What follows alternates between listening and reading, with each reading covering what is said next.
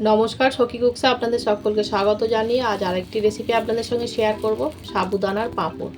এটি আপনারা যে কোনো বার ব্রততে অথবা বিকেলে চায়ের সাথে এটি পরিবেশন করতে পারেন। খেতে খুবই ভালো লাগে। আশা রাখি আমার এই রেসিপিটা আপনাদের নিশ্চয়ই ভালো লাগবে। ভালো লাগলে একটি লাইক দিয়ে ফুল রেসিপিটি দেখার একান্তই অনুরোধ রইল। যেসব পুরনো বন্ধুরা আমার সাথে আছেন তাদেরকে অসংখ্য অসংখ্য ধন্যবাদ জানিয়ে আজকে আমার রেসিপিটি শুরু করছি। তবে আসুন বন্ধুরা, দেখে নিন। সবার প্রথম আমি এখানে একটা ফ্রাই প্যান নিয়ে নিয়েছি। এবার একটা কাপের 1 কাপ সাবুদানা ভালো করে বেছে পরিষ্কার করে নিয়েছি। নিয়ে ফ্রাই প্যানের মধ্যে দিয়ে প্রায় 4 থেকে 5 মিনিট অনবরত নাড়াচাড়া করে আমি বেশ মুচমুচে করে একটু ভেজে নেব।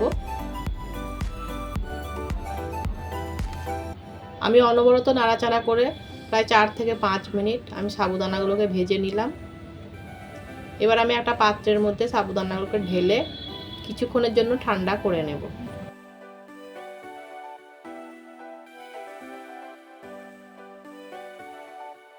কিছুক্ষণ রাখার পর সাবুদানাগুলো বেশ ভালো মতো ঠান্ডা হয়ে গেছে। এবার আমি একটা মিক্সি জার নিয়ে নিলাম। এই মিক্সি জারের মধ্যে সাবুদানাগুলোকে দিয়ে দিলাম। এবার বেশ ভালো করে আমি মিহি করে পেস্ট করে নেব, একেবারে পাউডারের মতো।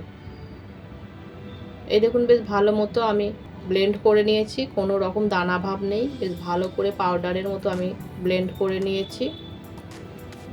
এবার আমি অন্যদিকে ওই একই ফ্রাই প্যানের মধ্যে দিয়ে দেব যে কাপের আমি 1 কাপ সাবুদানা নিয়েছিলাম, সেই কাপেরই আমি প্রায় 5 কাপ জল দিয়ে দেব।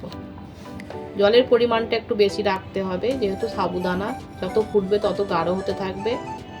আমি টোটাল এখানে 5 কাপ জল দিয়ে দিলাম। জলটা হালকা গরম করে নিয়েছি। এবার এর মধ্যে আমি যে সাবুদানাটা আমি পাউডার করে নিয়েছিলাম সেটা আমি অল্প অল্প দিতে থাকবো, আর এই জলের সাথে বেশ ভালো করে মিশিয়ে নেব।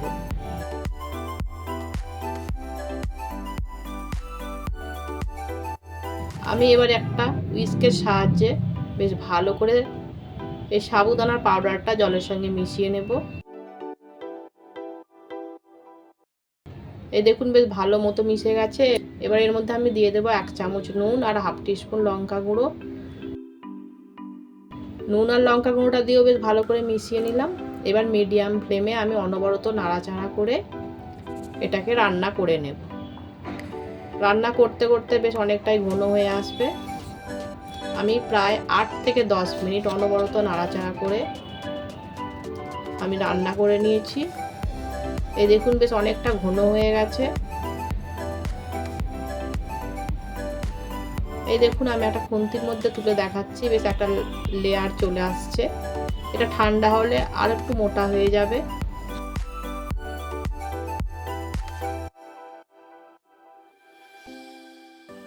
এবার আমি এটা একটা ডেকচির মধ্যে ঢেলে নেব। এই সাবুদানার ব্যাটারটা আমি হালকা করে ঠান্ডা করে নেব। পুরোপুরি ঠান্ডা করলে মোটা হয়ে যাবে।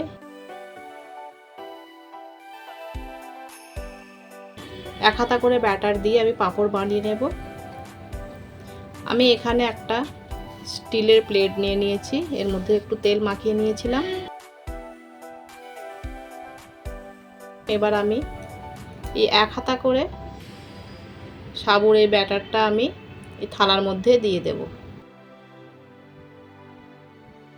একটু দূরে দূরে ব্যাটারটা দিতে হবে, তা না হলে একটা অন্যের সঙ্গে ঠেকে যেতে পারে।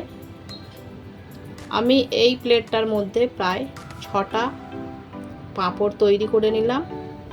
এই দেখুন, আমি এইরকম আর একটা প্লেট নিয়ে নিয়েছি, এর মধ্যেও আমি গোটা 4 পাঁপড় বানাতে দেব। একটু নাড়িয়ে নিলাম যাতে পাঁপড়টা বেশ পাতলা মতো তৈরি হয়। অন্যদিকে একটা আমি আটার প্যাকেট নিয়ে নিলাম।